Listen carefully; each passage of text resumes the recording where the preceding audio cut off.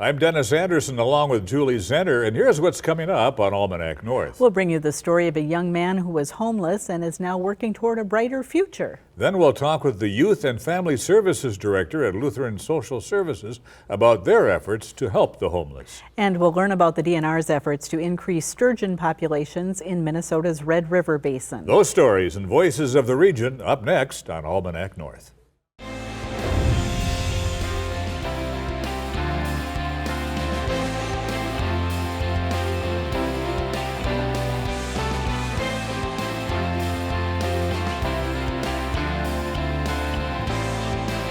Well, hello and welcome to Almanac North. Thank you very much for watching. And Julie, after a late spring, the past few weeks of very nice weather really making up for it. But we're also getting those mosquitoes and ticks. Yes, so, we are. The There's always a problem, There's isn't there? always a problem. If it's not snow or cold, it's ticks and mosquitoes. Basically, I'm never happy. Okay. All right, it's time for this week's headlines. All right, thanks, Denny. Congress avoided a federal default as the House and Senate both passed a bill that raises the country's debt ceiling this week. 8th District Republican Congressman Pete Stauber voted in favor, along with all of Minnesota's Democrats in Congress. Wisconsin Senator Tammy Baldwin voted in favor of the bill, while Senator Ron Johnson voted against it. Minnesota Governor Tim Walz this week signed a bill legalizing cannabis in the state and imposing a 10% tax on its sale. Now, under the measure, people aged 21 and over can possess and transport small amounts of cannabis, and they can have up to 2 pounds in their home. The new laws on marijuana begin on August the 1st. Marijuana is still illegal under federal law, where it is classified as a controlled substance. Memorial Day events were held across the region on Monday, including this ceremony at Veteran Memorial Park in Gary, New Duluth. The gathering honored veterans in the far western neighborhoods of Duluth who gave their lives while serving in the military. Speakers included Duluth Mayor Emily Larson and veterans who have served to help keep our country free. A $5 million resurfacing project on Highway 2 in Ashland County begins Monday. The repaving project will stretch from Government Road in New Odena to the Ashland-Iron County line. Left turn lanes will be added at the Bad River Casino, and culverts will be repaired or replaced along the route. The road will remain open, but motorists have to encounter lane closures controlled by flaggers. We begin with a story from PBS North's Intersections series, which focuses on local folks who inspire us as they overcome adversity. According to recent studies, more than 13,000 young people experience homelessness in Minnesota over the course of a year. But there is hope for homeless youth, with organizations like Lifehouse and the Center for Changing Lives available to help. PBS North videographer Tomas Soderberg brings us Omar's story of success. The very first day I moved into my apartment, I felt like a weight was lifted off my shoulders, a very big weight. I'm 26 years old and I've been through a lot. So it started when I had lost my job, lost my girlfriend at that time, lost a lot of things and people, friends. I went through a little dry spell where I was just doing absolutely nothing to fix it. I didn't know who to turn to. I was about 22 when I became homeless. And I was homeless for 2 years before I got some help. A couple nights on the streets, in skywalks.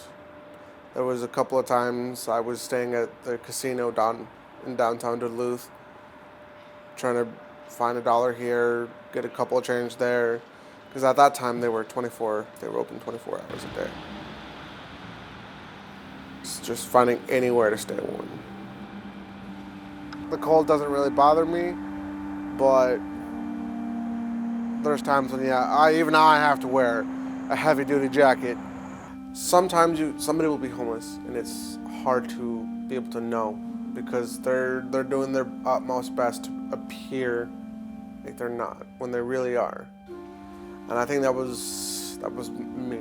I was doing my best, looking my best, being my best to not show that I was homeless.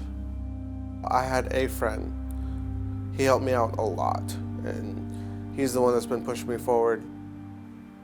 Being able to communicate with somebody really helped me out. Just to get a roof over my head.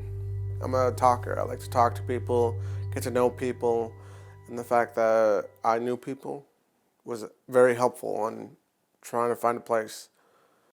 Reached out to one of them, and they reached out to somebody else, and pretty soon I started getting help. Left and right. Help that I never thought was actually there. I was able to connect with people that knew Rich from another door, contact 211, and all these other companies that just pushed me towards getting to my place.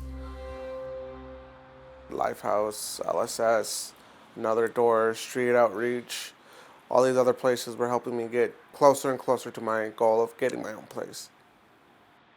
They taught me a lot, and that's a big part of why I've been able to keep my apartment, from the things that they taught me. Because I've been homeless twice. And I didn't know who to turn to the first time around. And it wasn't until the second time around I was able to contact a few people and get everything right this time.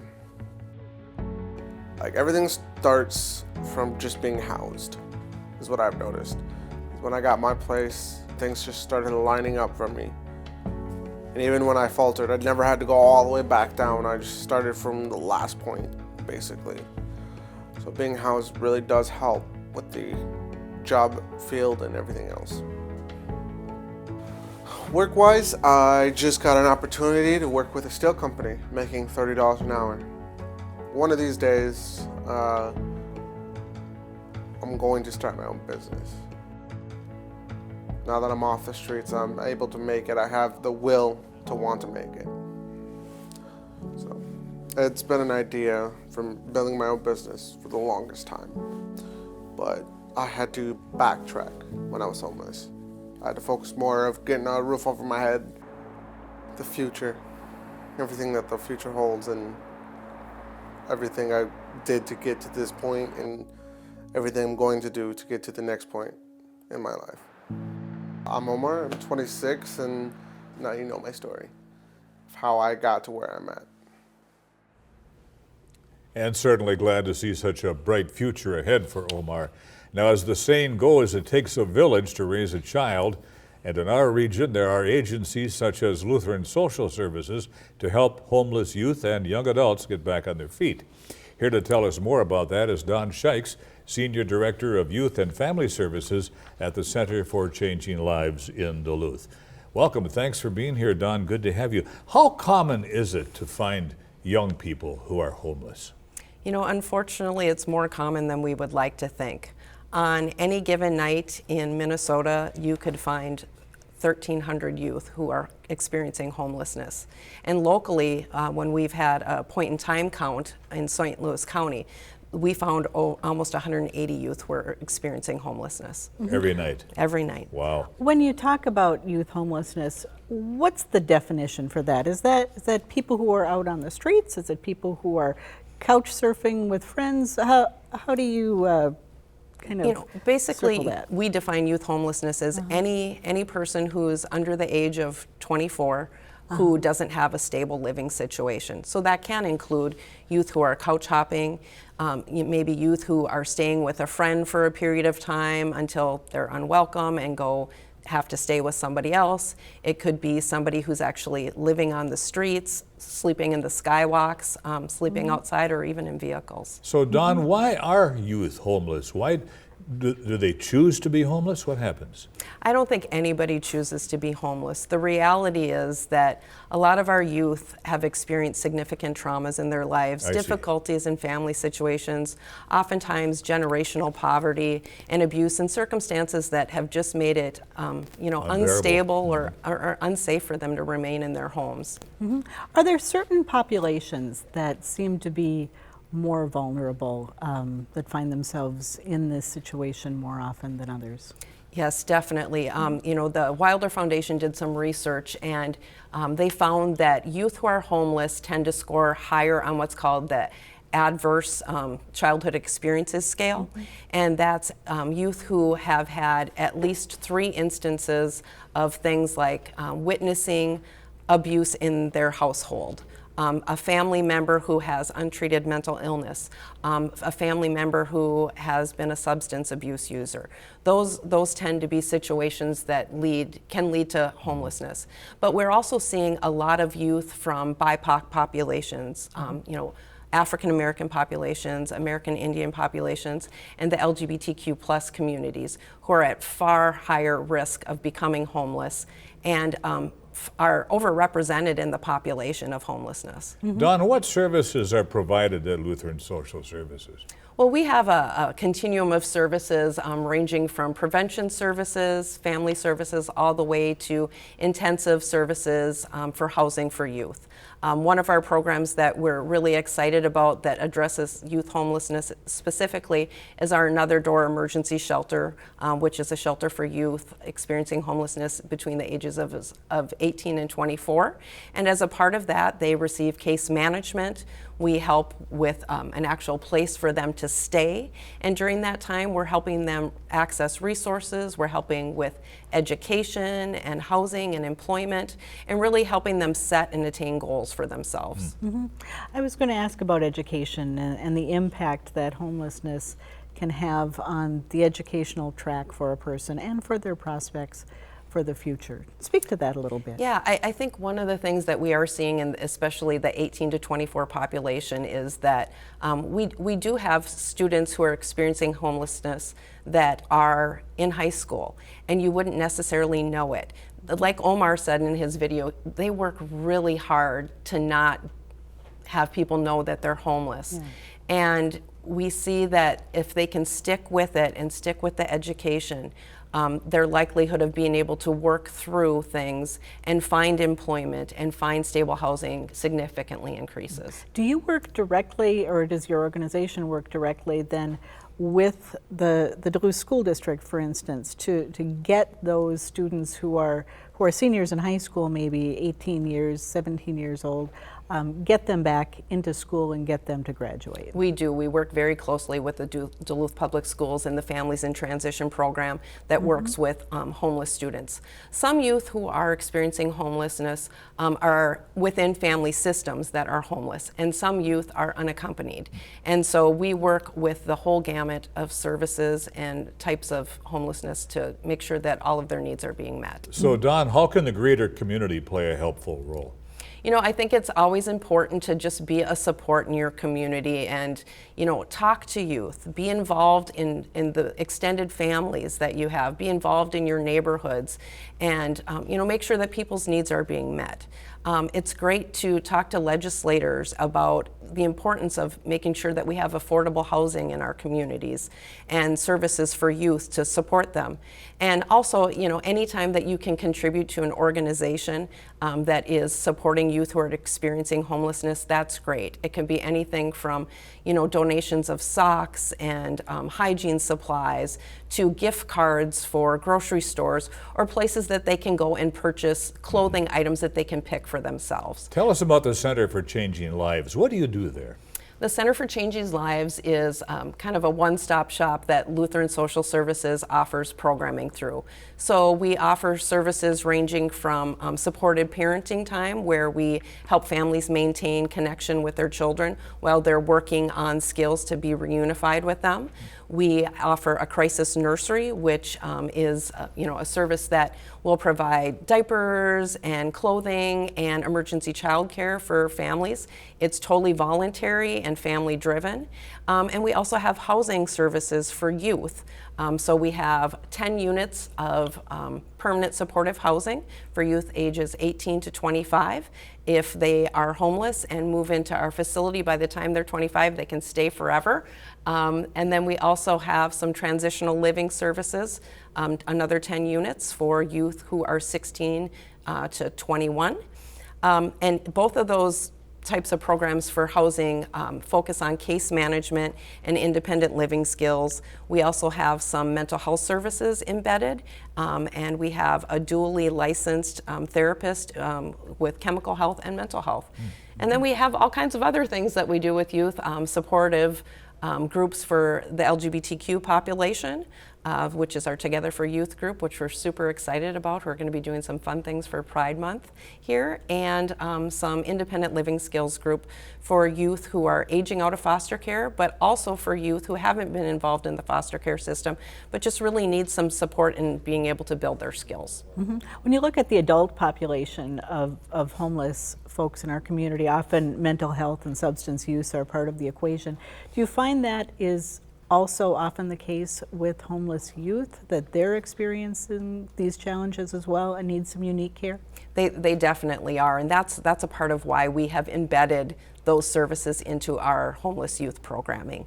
You know, we see youth who just haven't had access to resources to address both mental health, chemical health, and physical health needs. And so by being able to provide those skills for them right where they are in that moment, it really helps them to understand that everyone has mental health and wellness needs. Everyone has, physical health needs, and helping them to be able to access those and address those concerns. Don, how can the public get involved? They can check out our website at www.lssmn.org.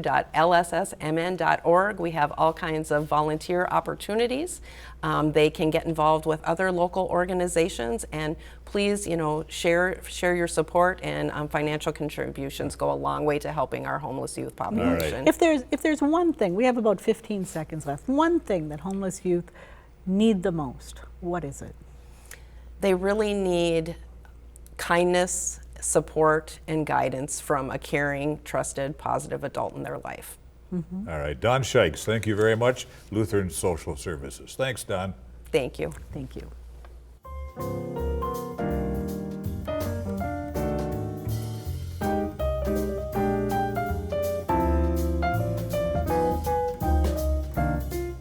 It's time now for Voices of the Region, when we hear from an area journalist about stories making news. This week, our guest is Marshall Helmberger, publisher of the Timberjay News in Tower.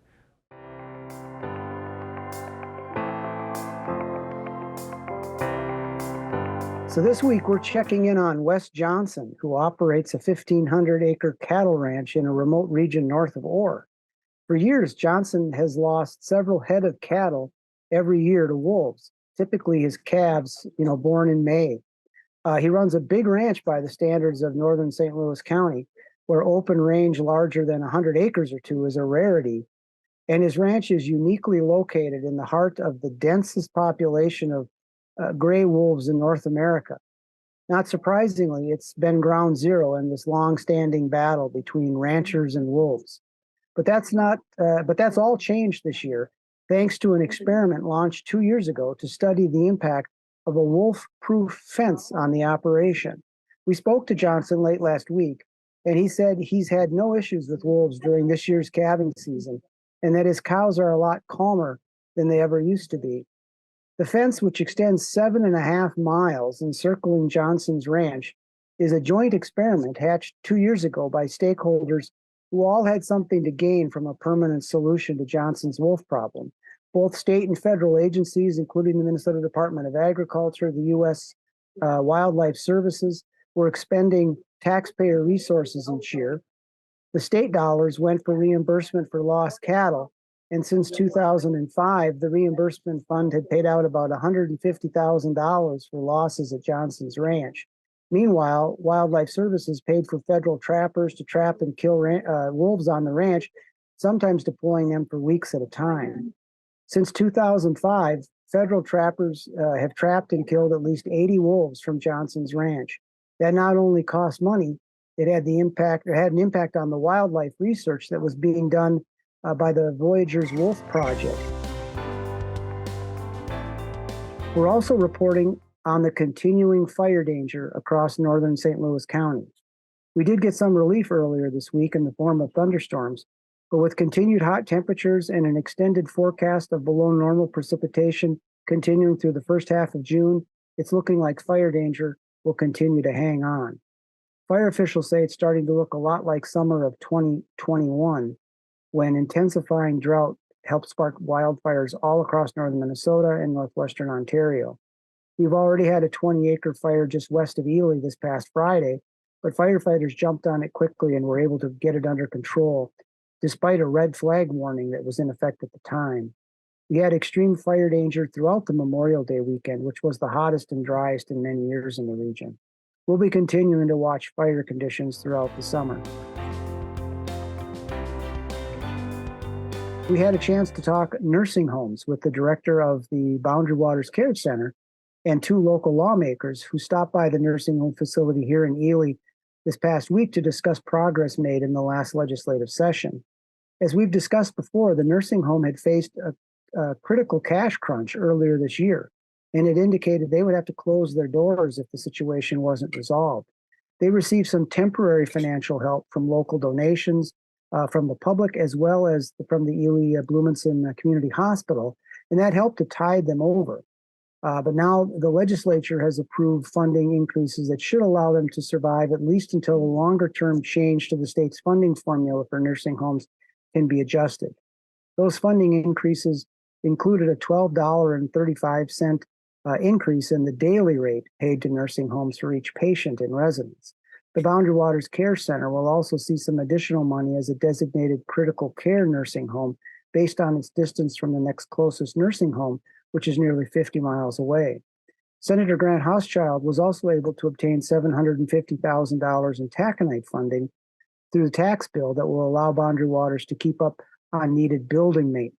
That should free up some operating dollars as well, which had been spent on maintenance in recent years. But Adam Maslowski, the director, said the legislature still needs to do something to address staff wages, which remain too low to allow them to compete for qualified nurses and other staff.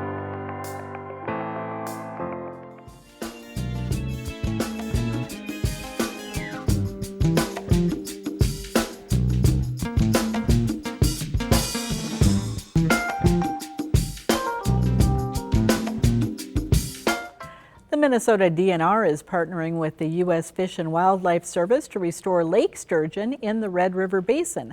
The agencies recently completed an egg take operation along the Rainy River near International Falls. Those eggs are now at national fish hatcheries in the Midwest, where they will be reared to fingerling size. Here's more on this conservation effort. Well, today's the first time that we've actually conducted the egg take with our partners from the U.S. Fish and Wildlife Service on the Minnesota side. So it took a lot of planning from the staff in the Baudette office to identify a location and also capture the fish. And then from that point on, the U.S. Fish and Wildlife Service took over and conducted the operations. Well, we like to call lake sturgeon our legacy fish because we're passing something along to the next generations, hopefully not just the following generation, but for generations to come. It's a very long-lived fish, very specialized in its habitat requirements, and it's just a special thing to be able to stock a fish that is going to outlive you by many decades. Lake sturgeon recovery takes a long time. They're a long-lived, slow-growing fish, and they were basically extirpated from the Red River. So we're starting to get to the point where we're seeing the results of the labor of all of the people who have worked on this project. So the long-term goal of this project is actually to have a sustainable and naturally reproducing population. And we've actually documented last year in 2022, we actually on video captured lake sturgeon spawning in one of the tributaries to the Red River. So we're actually starting to see some of the successes of this long-term project. We do a gallon. They're released unharmed, and generally they'll release with a portion of their ovaries still inside the fish, and they'll go and lay the eggs beyond what the eggs we take. So we're actually returning them to the population so that they can lay the rest of their eggs within that population. Well, besides the DNR and U.S. Fish and Wildlife Service, the Red Lake and White Earth Nations are also partners in the project. Since the early 2000s, more than 500,000 lake sturgeon fingerlings have been stocked in Red River Basin waters. And remember, you can keep up with Almanac North by following us on Facebook and Twitter. Keep an eye on the PBS North website for program updates, news about the station, and our upcoming events. And don't forget to download the PBS video app to watch your favorite PBS programs anytime you like. And Julie, it looks like a pretty good weekend for outdoor activities, grad parties, yard work, plenty of options with this weather. That's true, and winter is so long around here It that is. it just feels terrific to be able to get outside, feel the sun on your skin, feel the wind, and Isn't a that warm nice? breeze. It's Oh, very I love nice. it. Yep. Well, with Julie Zenner, I'm Dennis Anderson. Have a great weekend. Good night, everybody, and be kind.